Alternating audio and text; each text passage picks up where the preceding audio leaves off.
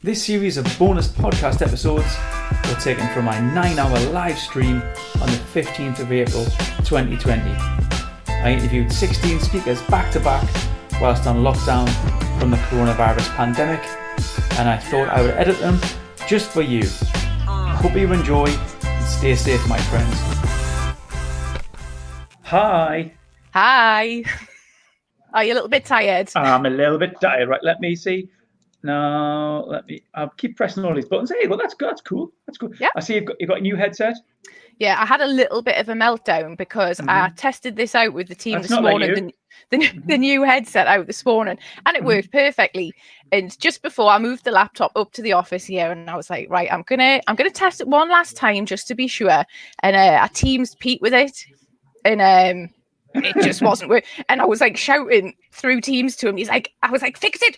And he's like, share your screen with us. Well, you know me. I'm like, how do I do that? And yeah, so. Well, I tell you what, the first thing that you mentioned there was team. And that's what I want to talk to you today about, because I've watched you over this last year or two build a team with your colleagues and a culture that you're very proud of and that you work really hard about, don't you though? Yep. Yeah. But actually, you're a social worker, right? By trade, that was your bag. You're a mother of three. Well, 3/4. Pete kind of counts as like a teenager. Yeah. And then you're inspiring as what you do in the business world as well. I don't know about that. Wait, well, you know what it is though? What's interesting? I feel like you were like thrown in and just swam. Do you not? I don't think I was thrown in. It was more gradual. Okay. Because obviously my job within social work, it was within youth justice, was very, very different. And I absolutely loved that job. And, people keep asking us, would I go back? I loved that job. I loved working with young people. It was all about building relationships. At the end of the day, they didn't want to like you. They didn't want to see you.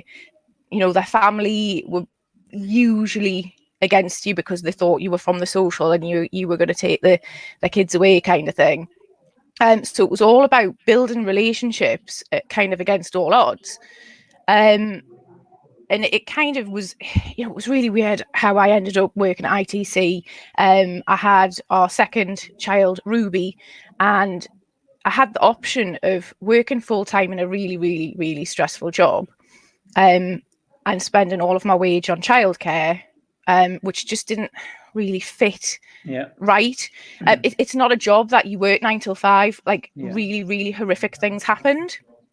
So you might have your week planned out to do A, B, and C, but a child turns up and something horrendous. They've been raped, they've been beaten up, awful things, horrific things. And you had to kind of work around that. Quite often you'd be writing pre-sentence reports at 10, 11 o'clock at night. It's a court-ordered report.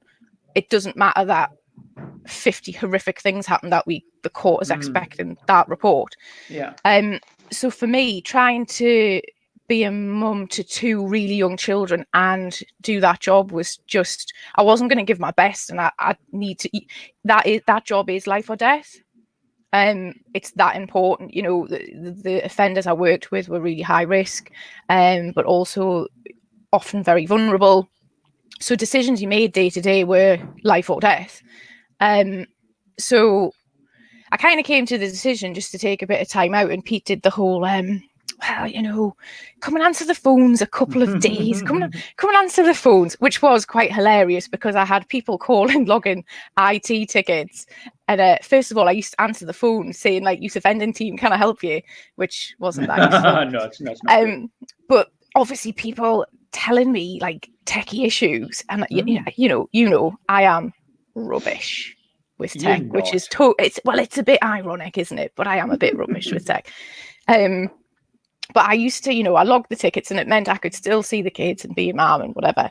And then it just sort of gradually happened where Pete was kind of like, oh, do you want to do a bit of social media? I was like, oh, I'll give that a bash.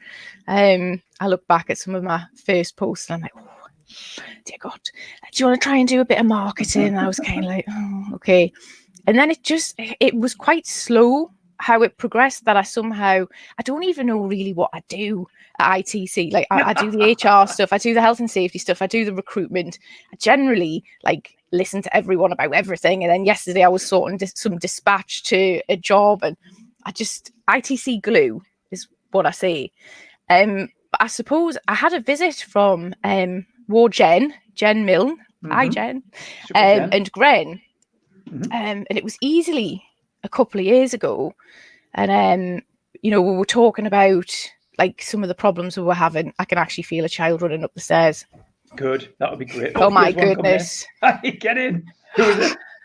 It's this one. Come and say hi. Hi. Who, can I just say, has got half an entire container of gel in her hair. Right. Great stuff. Yeah. Yeah, this could go well. Now, see, this is why you're here, because you're relatable, Kate, right? Because exactly what there's Pete. Exactly what there's many a family-run business where they kind of come in, do a little bit of work, just removing her. Oh no. Coming in, do a little bit of work, and then next thing you know, you're all in, and then your role's expanded, but you're still mom. I know. That doesn't go. You know what? It's just kind of non-stop with everything. It all just kind of blurs into one now. And I think when it is our business, you just kind of, there isn't a start and cut off point to when work starts and it doesn't and it finishes. But going back, I was giving a shout out to Jen and Gren. They called out, and at the time we had a bit of a rocky summer where we had a couple of staff that kind of weren't happy and were a bit disruptive, and it was all a bit out of kilter. And we've never had a business before, so it was like, well, how do we tackle this? And it was funny because Jen was kind of saying, you need someone that's really going to drive this business forward and who's passionate about it. And they were looking at me, and I was like, and she was like, I mean you. And I was like, oh, I can't do that. I'm like, and I've always said, like, I'm a social worker. What can I do in an IT business when I haven't got a clue about tech? Like, what can I possibly do? Pete and Chris, the two directors, absolutely like work so hard, and I wanted to be able to help, but didn't know how. And it just kind of progressed, and I kind of got involved in what probably some people would say I'm involved in too much, probably. I just like to try and help and try and like to make sure that everyone's happy and it's all kind of working as it should. But yeah, if Adam and Andrew are watching, they're like, yeah, she does get involved in too much. I can actually hear screams from downstairs. She's been forcibly removed. Oh no, bless her. But it's funny, like lots of these businesses have started in garages and grew organically, and I think your role has grown organically as well. Like every time I speak to you, you're taking on a new kind of role, or wearing another hat. We all wear hats in small businesses, wear lots of different hats. And Lucinda's just said there, look, people always have transferable skills, and I think what she's alluding to there is your skill at creating relationships. Yeah, and I think a lot of the time the skills that you will transfer is, you often say you're a bit of a mom at work. I know. You listen to a lot of personal things. You have got a real your heart is in that business with a lot of your staff. You're not quite hands off. You're 2020. Well, I am. I mean, one of the first things I say to people when they start with us is, speak to me if there's any issue you ever have, whether it's small, huge, whatever. Speak up. If I can't fix it, I'll try and make it better. I always kind of have that kind of open door policy, and I do get messages sometimes at 10:30, 11 o'clock at night, and sometimes if I'm awake, I do respond to them. And it is, it's total cheese, but ITC it is a family. It is, I know it's pure cheese, but we are a family, and we have arguments like families do. But what I love about it is no one doesn't have that chance to have their say. Everyone can have their say. But yeah, it's, I suppose it took us a long time to realize that actually, all my social work skills about relationship building and kind of gaining trust and I think an empathy. Peter and Chris are so, they work so hard and they're so business driven. Yeah. That sometimes, I suppose, when I came in, things would happen. So, for example, they would go, Amy's upset. Can you And I'm like, well, what's she upset about? Well, she's crying. And it was like this, what do you do? And I'm just like, well, why don't we go and ask Amy what's up and if we can help? And I suppose I'm terrible for that because I have this, a friend actually said last week, she'd put a post on Facebook and I said, as an ex-social worker, and she said, you're never not a social worker. That's interesting. And I have this little radar, which sometimes I wish would switch off, because you see things and you analyze situations, whether you're out and about or whatever. But I can kind of pick up in the office. I'll say to the team leaders, what's up with Joe? Sorry, Joe, not you, Joe at work, but just Joe, for example. What's up with Joe? And they'll be like, oh no, he's fine. And I'm like, yeah. There's something. No, he's fine.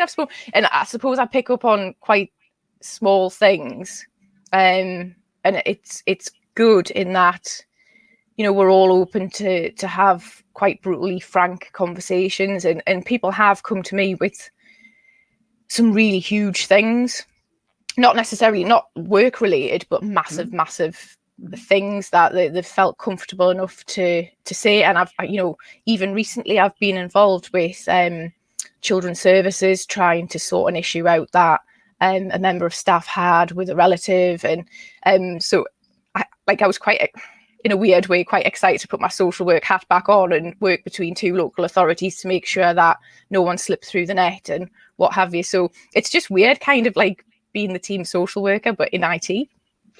Yeah, and as a business leader, you're going to end up wearing those hats and having to have that empathy. And I remember I used to say my door was always open, and sometimes I would love to have closed it, because what you found is with the door being always open, you did get a lot of those non-work related issues coming in. On the flip side, though, looking back, I loved the fact that they could come in and share that with me and felt like that I was approachable at that. And I think not having that approachability can harvest contempt and really breed a culture that's not what you want, especially when it comes to you've probably been in business. I'm sure a lot of people will understand this, where they say Toby is a lovely guy, right, but you can't speak to him because he's just a little bit prickly. Or you'll say, oh yeah, Susie, she's been here you've been here for years, but God, I can't get anywhere near her. And ability, I often say this, ability shouldn't trump culture and personality. If they're toxic, I think sometimes they need removed. Unfortunately, even though they've been there for years and they know the job inside out, it can really spread in an organization. And I think the beauty about what I love about you is you've got your microscope on that culture. I think we had a really rough time. It was probably two years ago, and it was the June, July, August, and we had moved. So we moved from the crappiest little office. It wasn't even an office. It was an industrial unit next to a pizza place, next to a glazier's, and it had no windows. The irony, next to a glazier. No. But we're never ashamed of where we came from, because if we hadn't have started out there, we wouldn't be where we are. We sometimes take the apprentices down there and go, this is what you could have won. Because now everyone's really excited by the windows. It's we think we're proper flash, we're really flash. We've got windows and 4 toilets, get in. But when we moved, it was really weird because we were all crammed into this little office, but everyone knew everything that everyone was doing. And then suddenly we moved. I mean, you've been in our office upstairs. It's not massive, but it's quite big compared to being in previously being in 10 foot by 12 foot. Yeah.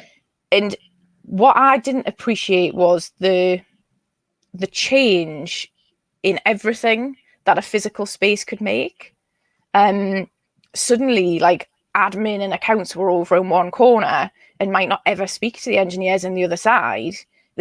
sometimes they didn't even know who a new engineer was, and it was kind of like, right, I need that to stop. But during that time, we had a couple of members of staff who, some had been with us for a while, some hadn't, and for whatever reason, weren't that happy, but weren't happy to come and approach me about it, but were quite happy to bitch about it, and bitch a lot about it. But unfortunately, because the rest of the team were on side, obviously it gets straight back to you. You know, this person saying this person saying that. And it was quite frustrating, because when you have a conversation with someone and say, look, are you all right? Are you happy? What's the issue? And they say they're absolutely fine. And then you find out the next day they've been for a job interview somewhere else. You're like, what is that? So I had a rough summer where we lost like 2 or 3 staff, and it was just not nice. I actually felt like a bit of an imposter in my own business, and it was awful. I came in and there was a couple of people huddled round, and if anything, it did us a massive favor, because they left, and it was amazing, because it was like a dark cloud lifted. Everyone was panicking, thinking, oh, how we're going to do the work without these 3 people. But this toxicity went, and we were actually more productive. But it also reinforced that I will never let that happen again. Like it's our business. This is how we run it. And don't get me wrong, it's not perfect. People have, run-ins over bits and bobs, especially at the minute, everyone's quite anxious about it, and we're adjusting to room. But everyone, as I say, everyone has their say. No one's kind of sat whinging and bitching. Well, there might be whinging and bitching behind our back, but it's just kind of like let's just all have it out. And as I always say, if we can't fix it, let's try and make it better. Yeah, it's funny. I mean, David just put a post on there.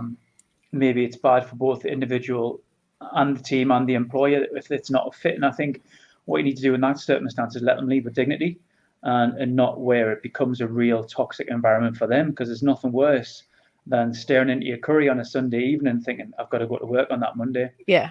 It's not right for them, and you need to take them out of it. And it might be painful for them, but you have to do it for them, because the position's not right for them. And they might hate you when you're telling them, but it is. In a month's time, they'll be in a much better position. And it's a hard decision to do, but yeah, you're right. That toxicity just can't be there. And not everyone's a fit for each other, are they?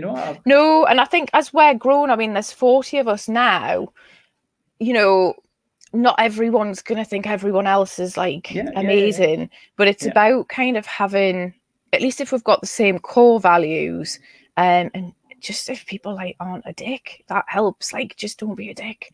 Have you got that sprayed on the wall? No. Okay. Not yet. Not yet. Is the key word. No, but it's crazy, because everyone is actually desperate to, we all really miss each other. So I set it up yesterday, get me in my tech skills. I set up a Teams meeting every lunchtime, like a video conference. So anyone who does want to dip in and dip out, just to see our little faces, because some of the team are at home self-isolating by themselves, and much as that seems like absolute heaven to me right now, being on my own, no, but it's going to be quite lonely. So a few of us checked in this afternoon, and Tom shaved all his hair off, which looked really weird. But we had a new team member actually started on Monday, so he's joining all of the sessions to meet his team, which is really weird. Good. It is really weird. Yeah. But I suppose technology's there to do it. Yeah. So we're doing it. It's interesting. Just reading the comments. I think it's wise, and I know you do this in terms of appraisals, to keep asking people what they want to do in the business. For instance, somebody might say, "Yeah, I love doing the social media," but after a year or two, they might not enjoy doing it. And it's just checking in and saying, how's your social media going? I'm really sick of it. Right, okay, well, actually, I think Mark might fancy doing that. So let's change you, and what would you like to do? But actually, I'd really like to try that. I think what happens in business sometimes is you pigeonhole for a long time in a role, and you kind of burn that role out, and you just think, right, okay, can I move around? And have you got that agility and flexibility in your business? Absolutely. I'm always looking for kind of ways to keep people's interest, work to their strengths. A perfect example, we had an apprentice start last summer, and Callum finished his GCSEs on the Friday, and he wanted to start with us on the Monday. And I said, oh, why don't you have your 6 weeks off and have a bit of fun? No, I want to start on Monday. And I went, well, why don't you have 2 weeks off? Wow. No, I want to start on Monday. And I went, why don't you have a week off? No, I want to start on Monday. So sure enough, Callum started on Monday. And as part of the induction process, he was an IT technician apprentice, so he was in the workshop, but everyone gets to have to shadow each area of the team. So he shadowed first line and second line and field, and he shadowed the digital team. And I got a phone call from Colin saying, you do know that Callum is an absolute coding genius. And I was like, okay. So I spoke to Callum and I said, look, Colin said that you're amazing at coding. Like, what's the crack? And he said, oh yeah, I absolutely love coding, but there wasn't any coding apprenticeships. And I was like, right. So it seems a little bit bonkers that you're going to do this whole 18-month apprenticeship when actually it's just not your thing. Don't get me wrong. The practicalities of swapping to another apprenticeship was, it wasn't the press of a button. But now he sits opposite me, and it absolutely amazes me. He's 16 years old and absolutely rocking a coding job. It freaks me out in an amazing way. Another example, we had one of the guys, his partner actually approached me saying, did we have any vacancies, etc. And she works on an IT help desk, and then she started saying, but really, like, my passion is graphic design and web design and marketing. And she was showing us all her stuff. And she came in, even though we don't technically have a role for her right now, but she came in and I just loved her, absolutely loved her. And I will find a way. Whether she comes in and does some help desk, some graphic design, whatever, there will be a way. Because she's just she just was like a breath of fresh air. Yeah. But unfortunately, this all happened in the middle of all of this. So it was kind of like, so it's, we try and work to people's strengths and keeping, we've got a lot of people starting apprenticeships there, 17, 18, 19. At this point, they are so in on being in ITC that they're planning their next 5-10 years with us. They're going to be bored out of their mind if at that age they're doing the same thing. So, we've got some of the apprentices doing some of the project work at the weekends, making sure they know there's a clear progression plan. There's my good friend. Is that a picture of you with Louise there? It is. It did not end well. That night changed that profile picture just for today. Can I just say that night, I don't even think Pete knows this. That night ended up in me having to leave the hotel in Louise's pajamas because I was sick all over my own clothes. Now, you might say things that are a little bit inappropriate, then you can't take them back. It's out there now. Don't worry about it. Yeah, I still don't think Pete knows that happened. Well, he does. Anyway, he'll not even watch, I don't think. But yeah, I mean, a final example, and I have to give this guy a shout out. We interviewed for digital marketing apprentices probably 13, 14 months ago, and we had 9 candidates in one day, which broke my heart because I hate having to say no to anyone. But we hired Thomas, who's our current digital marketer, and this lad that was in last was a bit of a cheeky chappy, had no, dear God, why he came for a digital marketing apprenticeship. I really have no clue. But he left, and I was like, even though he was a Mackem, I just liked him. And I was kind of like, I just liked him, but he couldn't. The digital marketing apprenticeship was out the question for him. And I sat all weekend, and I was like, right, Lauren Charlton, our friend, Lauren had mentioned a new sales apprenticeship coming out. Oh, yeah. I was like, you know what? I wonder if I can. I know what I'll get him in. I'll get him in. And if Jake ever sees this, he won't mind me saying, I'm not joking. His first 4 weeks, the whole rest of the team were like, "What have you done?" Who's this lad? Who is, I think his response to stress was, he kind of came across the opposite of what you would expect. So he came across quite cocky and a bit, he answered the phone, hello, hello. So we were like, whoa, whoa, whoa. So the admin team kind of took him under their wing, and he had a little bit of a script as to how. And I would come in the morning, go, "Good morning, Kate. How are you? Would you like a cup of tea?" And practicing my voice. And he took baby steps, but he's just like such a lush lad. He took baby steps, and then he just took. I'll get emotional talking about him. Took giant leaps to the point now I am going to fill up because he just makes us so proud. He is. I said to him this week, I said, like, he's probably one of the most respected people in the team because he absolutely works his backside off and nails his job. Absolutely nails it. I'm such a softie, aren't I? You are. You're lush. Let's just jump into Deb's comment there, because what Deb was saying is, you might have people that you can say, look, there's a great career progression, you can do this and that and the other. But what Deb's saying is you still need those people to do all, sometimes the mundane kind of things that aren't really interesting in sexy stuff. So how do you deal with that? Well, that we're quite lucky in that we have got, I don't want to use the word steady eddies, but you've got the people who are kind of quite happy, just kind of doing what they do.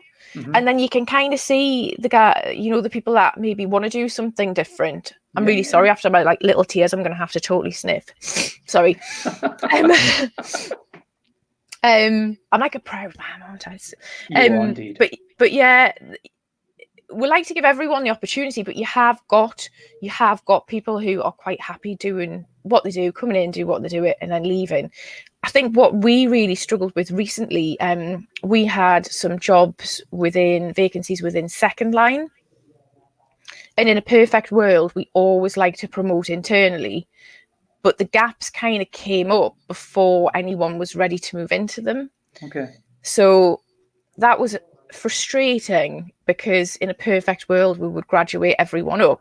But as the comment earlier, you need people to do the do, and we needed someone to walk in and do second line straight from the service needed that. But recruitment for us is a biggie. I mean, I know in tech talks and everything, we talk about the skills gap and so on. But trying to get someone who's got the technical ability, but also who I think is going to fit with the team is really hard, like really, really hard. Because it's such a friendly team that no one would struggle to fit in, but it's just about finding that right balance and finding someone who is going to, fight for the team as much as everyone else and get stuck in. But it is tough. I think if I never see another CV again, I don't even, am I allowed to say I don't even look at CVs? Because CVs aren't that. Well, it's really interesting. I'll steer this down a little route that David commented on. What he said, it's very difficult to gauge off a couple of interviews. And I totally agree with David there. And David and I have had this conversation a few times, and I've been on the wrong side of this, where I've joined a business which promised X, Y, and Z, and when I've got there, that it's been built on a foundation of sand, and it wasn't really what I was promised. Yeah. And David's right. You can't get that within a couple of interviews. So how does that work from both sides? Have you had experience of that? Like, some people can be really good at interviews, and when you get them in, we have had that situation. Just for starters, in terms of interviewing, I'm always brutally honest. Where our kind of strengths are, but also where our weaknesses are. Some parts of how we work is not that slick, and other parts are amazing. So I'm always really honest with people. But yeah, I mean, we've had one or two people come in and they're just not what you expect, and it is tough. And it is really tough to gauge someone on a couple of interviews. But as I say, I mean, CVs, I don't pay. I have a bit of a scan to see where someone's qualifications, etc., are, but it's more about the actual person. And I am. The rest of the team really hate recruiting with me because, like it is. They'll go, "Oh yeah, but he's amazing. He's got the best tech skill we've ever had," and I'm like, But there's just, and they're like, "What?" And I'm like, I'll think about what it is that I can't put my finger on. But I think you have to have the right vibe about someone from the start. But even then, go with your gut, Kate. Is it a gut feeling? Yeah. Okay. But sometimes it's wrong. Not often, but you just, I think in recruitment, you know, people obviously show their best in recruitment, and the reality is you just don't know, I don't think, until they start. And I suppose that's why you've got probation periods, etc. But yeah, personality for us goes a long way. Oh, look, there's AJ calling you an entrepreneur chick. Oh, thanks. Oh, there's our Eddie, being a steady Eddie. Oh, can I just say, Eddie is, I haven't met Eddie personally, but through bits and bobs of networking and people that I know him, obviously, he's a client of ours. He's just, if you look at his social media, he's everything that a businessman should be about: supporting other people, supporting other businesses, sharing positive experiences. As I say, I haven't met him yet, but from what I can see social media wise and etc., it's just he's the type of guy that more business people should aspire to be like. Well, there's a great compliment. But I'll tell you what it is, I think there's lots of people now sitting listening to you for the last half an hour will be nodding at you as well, because that's why I wanted you to come on, right? And it was great that the little one came in and did a little cameo. It was almost like that was planned. It was almost like it was planned. You know what I mean? I'm sure people hope they don't shove her in. but that is what life is about, you know, and it, not necessarily bursting in the door, but even in your mind, on the phone, on text. We're all human. We all put our jeans on one leg at a time. We're trying to deal with everything around us. But actually, you are like that glue that you've said, and you're doing that for the business as well, not just home. You're doing that for the business, and you're really inspirational from that point of view. Oh, thank you. I try. We're not perfect, but I do try. It's just lots of plates to spin. I genuinely thought that being at home, that I was going to have this immaculate house with no dishes and all the washing done and a nice, like a proper meal. And it turns out it's utter carnage. And because I'm like trying to vaguely teach the kids some stuff. Like Elisa's just been colouring a box in all week and living inside it. She locked herself in a box yesterday, and people were like, yes. But yeah, it's just, so I thought it was going to be all peachy and perfect, but no, it's just carnage. But it's fun. It is fun. And I do genuinely, even the bad, and in fairness, yourself, I'm not kissing ass, yourself, Jen Milne have kind of made me and the rest of the management team have confidence when things are a bit bumpy, or aren't perfect, like not to flap. Do your best. Be a decent human, and try and crack on. So even when really, this has been like, obviously the whole situation has been huge, but us getting in an absolute state about it and stressing and what isn't going to help. So thank you, and to Jen as well, and to everybody. Honestly, I think this has been one of the best conversations across the day, because I've been talking about authenticity and transparency, and no one has shed a tear but you yet. I knew it would happen. But here we've got the main man, our friend Carl. Oh, there he is in the house. Can I just say, I'm pretty sure it was a combination of Carl and Grant who rescued me from the river. Meanwhile, you were just laughing. It was indeed, Kate. Yeah. I seem to remember Ian was saying about spare jeans. I think that was his comment, wasn't it? Stepping stones are not your friend. Right, Anderson, you're out of here, sister. Thank you, and well done. Thanks so much. See you soon, Carl. Bye.